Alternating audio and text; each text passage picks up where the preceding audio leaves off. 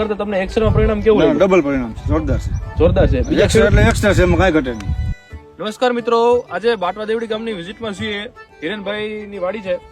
તો હિરેનભાઈ, આપણા જે ચણા છે એ ચણાની અંદર ફ્લાવરિંગ સારું દેખાય છે, પોપટા પણ સારા છે.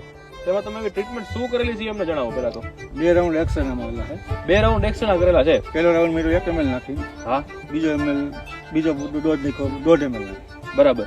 ત્રીજો મારવો છે 2 ml નાખી. તો ટોટલ 2 રાઉન્ડ થઈ ગયા છે ને એક રાઉન્ડ કરવો છે. એક કરવાનો. હવે તમે આમાં જે રિઝલ્ટ મળ્યું છે જણાવો કે કઈ રીતના પરિણામો મળ્યા છે, ખાસિયત શું છે એક્સરે નહીં કયો? આ એક્સ્ટ્રાની ખાસ છે, આમાં જે માલ લાગતો જાય છે, પોપટા બંધાતા જાય છે અને આગળ ફ્લાવરિંગ પાછું એવું છે. આગળ બરાબર, પોપટા બંધાઈ ગયા તેમ છતાં માલ flowering બનતો ચાલુ રહે છે. છે તથા ફ્લાવરિંગ ફૂલ ચાલુ છે હજી. ઉપર પાછું ફ્લાવરિંગ લાગતું જાય છે. આપણે જોઈ શકીએ વિડીયોના માધ્યમથી. પ્રતિકભાઈ બતાવશે, જો આ પોપટા લાગતા જાય છે તેમ છતાં એ ઉપર ફ્લાવરિંગ ચાલુ ને ચાલુ છે.